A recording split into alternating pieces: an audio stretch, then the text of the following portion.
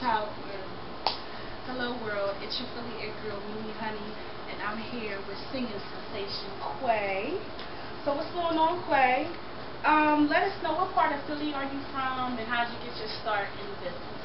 I'm from West Philly, contrary to popular belief. A lot of people think I'm from some other part of the city or something like that, because a lot of the time I talk very proper, so you can't be from West Philly if you talk proper. But I am from West Philly, and got started in music since a wee lad. It's always been in me, between my parents, mom, dad. My dad plays the drums, mom used to play the guitar. Family sings. My grandmother used to sing, like back in the days, like a Etta James or something like that. And my older cousin actually used to sing background for, I believe it was either Whitney Houston or Mariah Carey, one of them. But yeah, music has been in me since I was little. Started off playing the saxophone in 4th grade. Still play to this day, which a lot of people don't know, but they're going to know now, obviously. And yeah, singing, dancing, everything. So music is me. And the making of Kwei. This is your debut. Tell us about this, the making of Kwei. The making, and I named it that because it really was a journey. Like, I started that album probably just with using different studios and stuff like that, and then actually finding my main studio. It took a while to put out. Like, the actual recording process of the album probably took about 3 years, just because it was literally a making of me. Like, when we started out with the record company, my manager's Entertainment, it was super huge. They started off with a lot of artists, and I'm not going to mention any names, but like a lot fell to the wayside. A lot, like, I'm still cool with. But they realized that it was too big, so then they had to shrink down a label. So it's easier to move when it's a lot smaller. So when we started working on that process, we actually put out a compilation CD before that, which had a slew of artists. I think it was called Daramar Presents. And then I put that out in 2008, my first solo project.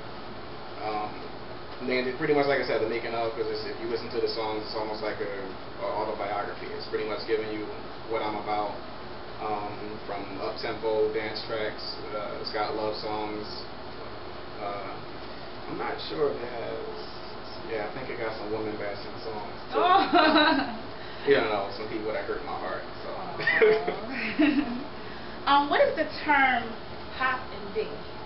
Now, this is my first time hearing that. R&B, right, what is right. pop and B? I like that. Pop and B is a genre that I coined, made up back in 2004, 2005.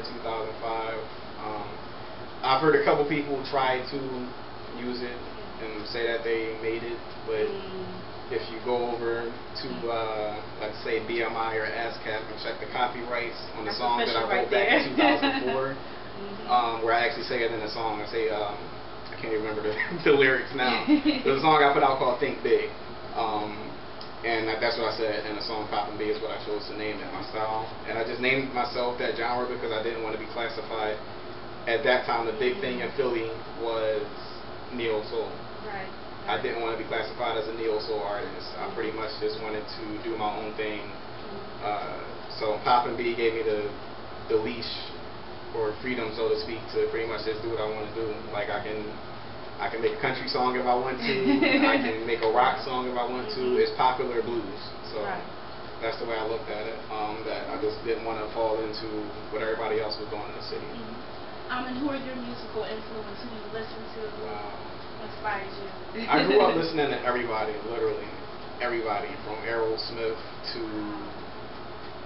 to Prince to, of course, Michael Jackson, the great.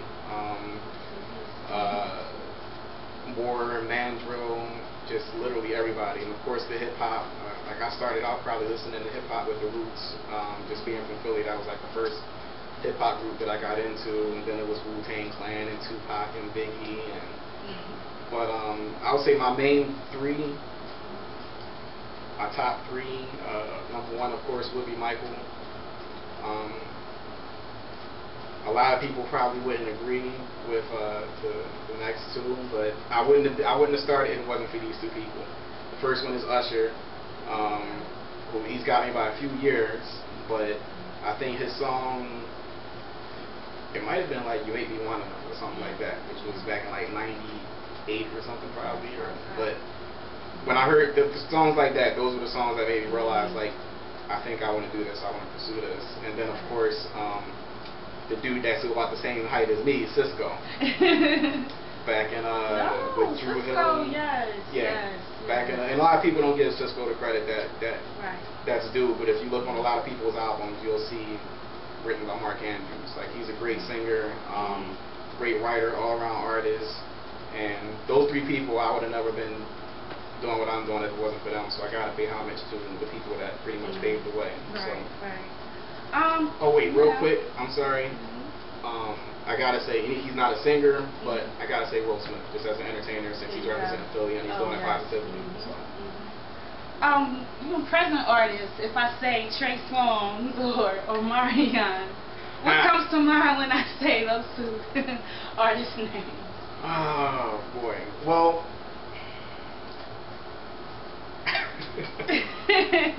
I mean, is there any type of... I would say it's not really anything. It is something. It's sort of a personal thing between me and Omarion. Just the fact that we both, and I'm not going to get too deep into it. We both grew up the same way. And it's just certain things that he does that I don't agree with. So I remade the song, I Get It, and did it the way I wanted to do it. He was talking about Cali a lot in it, so I decided I'll redo it and talk about Philly. Oh, no, that's right. And give big ups to my city. And I'll say the situation with Trey is very simple. My whole thing against him is he wrote a diss track against R. Kelly. And just as I said, like, when you asked me who I looked up to, Usher, Cisco, even people like Neo, Michael, that was like if I was to write a diss track against them, and they gave me my style. Not Neo, but like Michael, Usher, people like that. So I wouldn't do that. That's disrespect. So my situation, my feeling with that is when he wrote that song, coming at R. Kelly, it was like you wouldn't have your style if it wasn't for this man. So, and then on one of the songs, he said a lyric that I think he'll eat a whole plate of you singers, I'll Kanye y'all niggas, and all of this stuff. So he's real cocky, and I feel that you haven't put enough albums out to the point where you can be that cocky yet. So I mean, R. Kelly done put out I don't know how many albums, so he can say pretty much anything about anybody. I mean, anytime he wrote songs for Michael Jackson, like, you know, you can pretty much almost say what you, and obviously, you know, do what you want to do. I'm gonna leave that alone, but fair enough. But pretty much I feel that he wronged, I guess, himself, his fans, R. Kelly, when he did that. He shouldn't have did that, pretty much. So that was my problem with that whole situation. Okay. On another note, who is Kwei dating? Are you dating? Ladies want to know. I don't know who Kwei dating. Let me call him next. Kwei is very much single. I ain't got to talk about myself in third person. I'm single. Not dating anybody. I like it that way. It allows me to focus more on my music. If you are interested, you can send your applications to... No, I'm playing. No, but I'm single. It really like allows me. It's a lot involved with relationships. Obviously, my first, like one of the first 2 songs that I wrote was because of relationships, just like the breakups of relationships and stuff like that. So, if anybody wanna, you know, date me and then break up with me after a week, we can do that. I can write another song. All right. Where can we find your music? What's your MySpace, your Twitter, and all of that good stuff? Well, the music. Actually, in real life, like the album that's in your hands, that could be found at at the Sound of Market downtown, the Sound of Norristown, Sound of Upper Darby, all over Philly pretty much. Also, FYE online through Localize. I think it's localize.com. I don't know. I'm pretty sure once we figure it out, y'all have it on the bottom of the screen or something. But and actual online sites, obviously. It's myspace.com/QueiMusic. You can always reference my music. Anytime I do something new, it goes on there. Twitter.com/QueiMusic. There's also Facebook.com/QueiMusic. Don't hit me up if I don't know you on there.